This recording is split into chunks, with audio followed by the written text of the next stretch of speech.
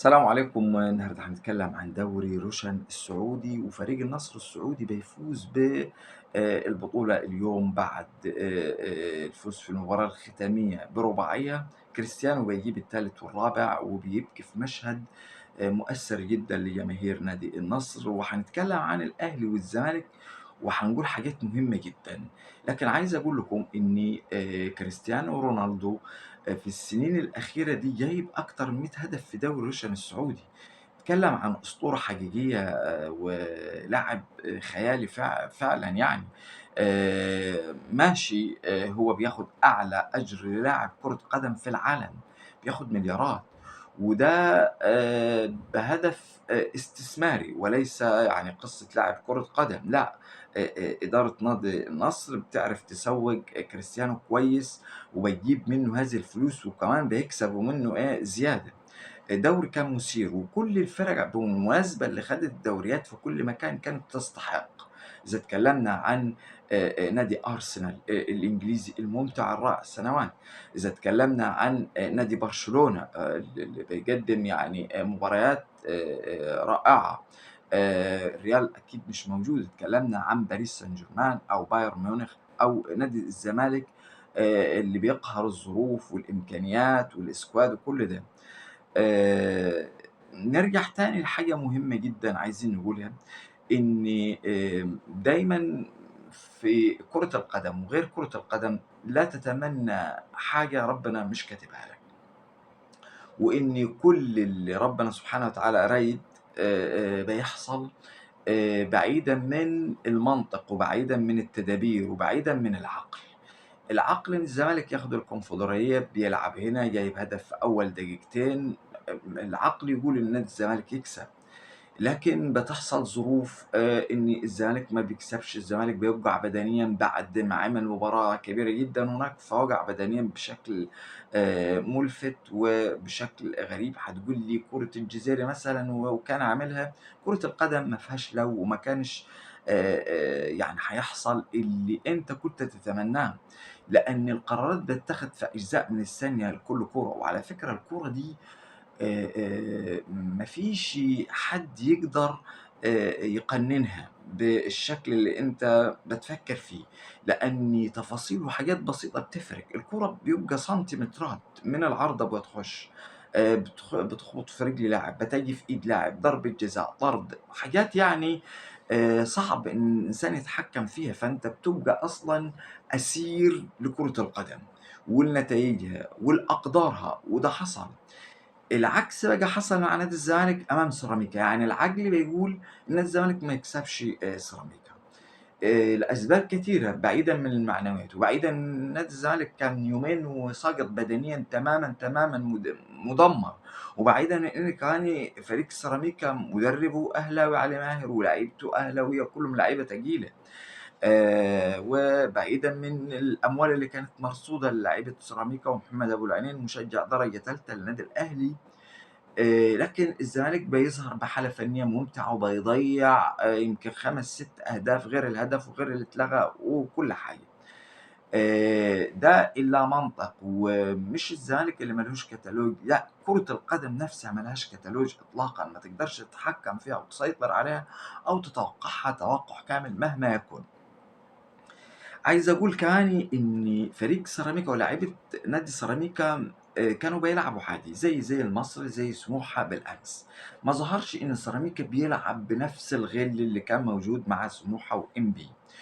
وده بصراحة أقول لكم التفصيلة دي لعيبة النادي الأهلي بينها ما بين نفسها في السيراميكا، بتقول يعني إزاي أنا نمشي من النادي الأهلي وإحنا لعيبة مميزة جدًا عشان نهدي لعيبة زي زيزو وغيره بياخدوا 100.000.000، يعني إحنا نلعب وهُم ياخدوا الدوري، هنعمل زي لعيبة إنبي وسموحة. وأنا قُلت لكم قبل كده خلّي بالك إن حمزة الجمل استقال لأني ما بيلعبش مفتوح. أمّا حمزة الجمل ما يخش فيه هدفين و3 في بداية المباراة مستحيل من أي نادي. أكيد كل حاجة بتبقى يعني أنت ما تتوقعهاش، لأ هي موجودة.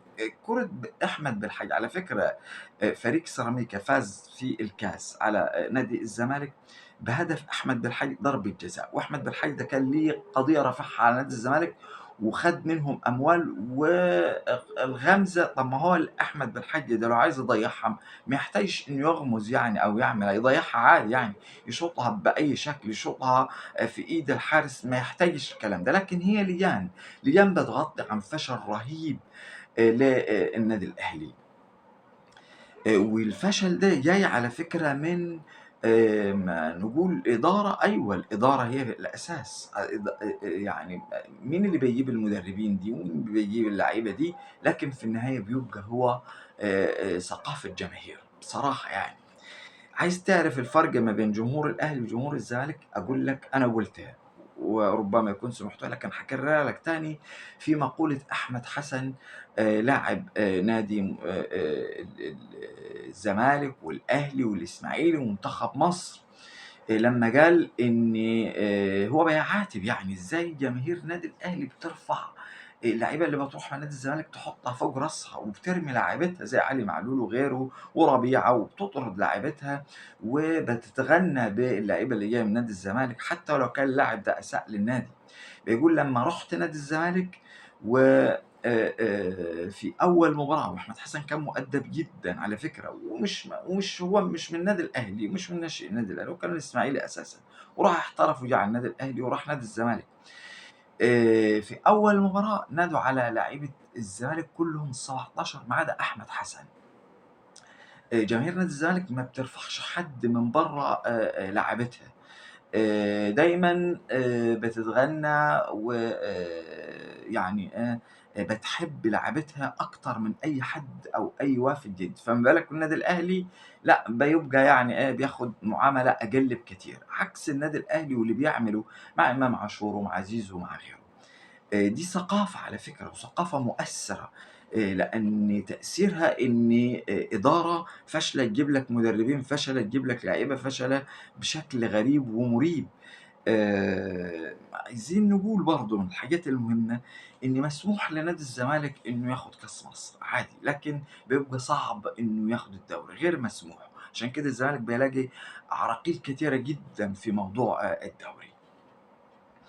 إذا اتكلمنا برضه عن أفريقيا. أفريقيا على فكرة بالنسبة للكونفدرالية أو دوري أبطال أفريقيا، كل الأندية يعني ما فيش فرق شاسع ما بين فرق أفريقيا كلها بصراحة يعني.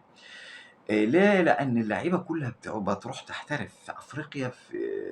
أنت لو ملاحظ كل الأندية التابعة للفرق السمرا ما فيش غير فريق صن داونز، وده ليه سبب واحد. أما مازيمبي والفرق دي اللي كانت تاخد بطولات زمان لأ، مش موجودة دلوقتي، كل اللعيبة بتروح تحترف. صن داونز عشان مالكه واحد من أغنى أغنياء العالم، عنده مناجم دهب، فعشان كده بيصرف على نادي صن داونز. بعد كده الأندية كلها في شمال أفريقيا، وكل الأندية شبه بعض، ما فيش فرق شاسع ما بين أندية أفريقيا يعني. عشان كده تلاقي الفريق اللي بيفوز بالكونفدرالية ممكن يفوز عادي على دوري الأبطال في السوبر الأفريقي، أما في أوروبا لأ.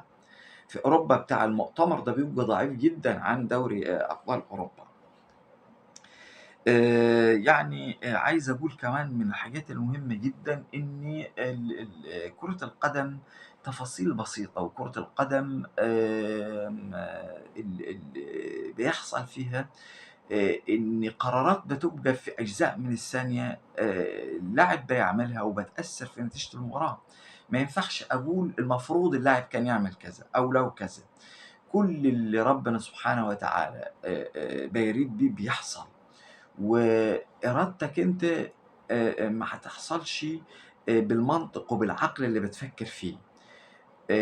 نادي الزمالك كان زعلان على الكونفدرالية، وكل حاجة بتقول إن الزمالك يفوز، بيجيب هدف في أول مباراة، لكن في النهاية بيخسر وما بيأدّيش